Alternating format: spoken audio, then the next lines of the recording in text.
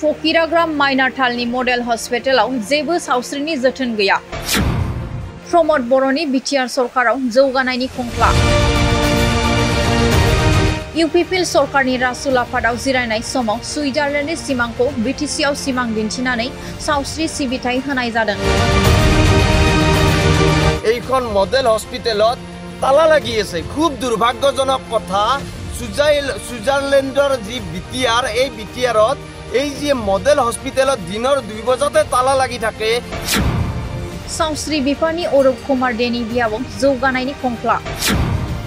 जेबो doctor nurse आरो मावफारियाफोर गैया नैबे मडेल हस्पिटेलाव।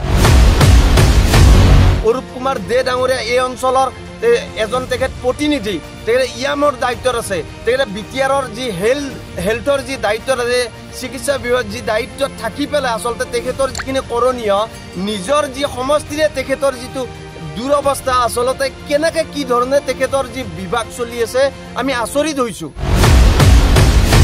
क'क्राझार जिल्लानि फकीराग्राम माइनारथालाव गोदानै लुफुंनाय फकीराग्राम मडेल देहा फाहामसालियाव सासेबो डाक्टर नार्स आरो मावफारियाफोर गैया। खुंथायनि गोहोआव थानाय इउपिपिएल आरो बिजेपि सरकारा देहा फाहामसालियाव सावस्रिनि जोथोन लानो हायाखै। थांनाय माखासे साननिफ्रायनो गुबुन गुबुन बियाबफोराव जौगाखांनायनि सायाव नायबिजिरबाय थानाय दोलोआ बेरफुसार अजद दैखांदों दि फकीराग्राम बियाबाव लामा दालांनि कालभार्ट बायदि जेबो बिथिङाव जौगाहोआखै। অঞ্চল সংখ্যালঘু ছাত্ৰ সন্থা চমুকৈ নেমচু বিটিআৰ সমিতিৰ এটা সজাতি দল, লগতে কোকৰাঝাৰ জিলা সমিতি, গোসাইগাঁও জিলা সমিতি আৰু ফকিৰাগ্ৰাম আঞ্চলিক কমিটিৰ সহযোগত আমি বিভিন্ন সমষ্টি শ্ৰীৰামপুৰ, গুম্মা, ফকিৰাগ্ৰামৰ লগতে বিভিন্ন অঞ্চলত আমি সংখ্যালঘু এলেকাৰ লগতে বিভিন্ন অঞ্চলত আমি সোমাইছোঁ। আমি আচলতে আমি দেখিবলৈ পাইছোঁ বিভিন্ন অঞ্চলত আমি সোমাই পেলাই আমি পৰিভ্ৰমণ কৰি কি ধৰণে উন্নয়ন হৈছে, যাৰ কাৰণে আজি আমি সংবাদ মাধ্যমৰ জৰিয়তে এটা বিষয় উত্থাপন কৰিব বিচাৰিছোঁ। আমি বৰ্তমান উপস্থিত আছোঁ ফকিৰাগ্ৰাম অঞ্চলৰ ফকিৰাগ্ৰাম মডেল হস্পিটেলৰ সন্মুখত। এতিয়া সময় হৈছে 2 বাজিছে।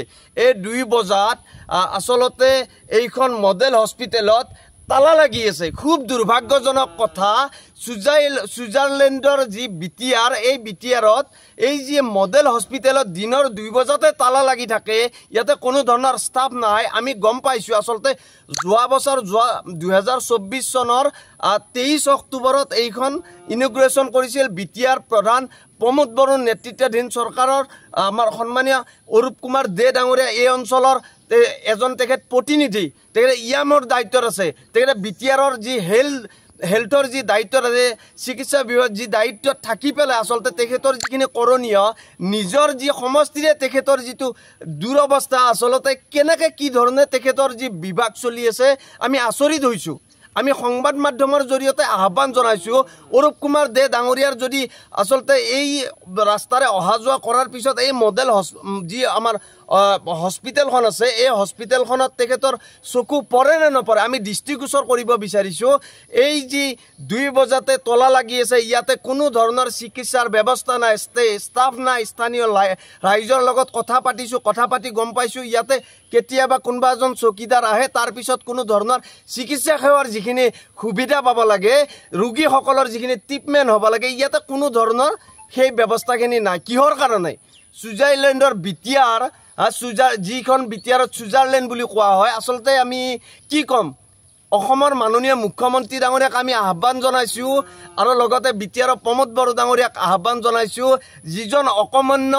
যিজন আমাৰ এই সন্মানীয় অৰুপ কুমাৰ দে ডাঙৰীয়া আছে, এই অৰুপ কুমাৰ দে ডাঙৰীয়াৰ আচলতে তেখেতৰ কাম কাজ কি, তেখেতৰ উন্নয়নৰ স্বাৰ্থত আচলতে কাম কৰিছেনে নাই, খুব দুখ লগা বিষয়। আৰু ফকিৰাগ্ৰাম অঞ্চলৰ বিভিন্ন স্বাস্থ্য কেন্দ্ৰত যি ধৰণে অক্সিজেনৰ ক্ষেত্ৰত হওক, যি ধৰণে ৰোগীক ট্ৰিটমেণ্ট কৰাৰ যিখিনি বা ব্লাড পৰীক্ষা কৰাৰ ক্ষেত্ৰত যিখিনি সা সুবিধা থাকিব লাগে, এই সা সুবিধাৰ পৰা বঞ্চিত হৈছে। কিহৰ কাৰণে?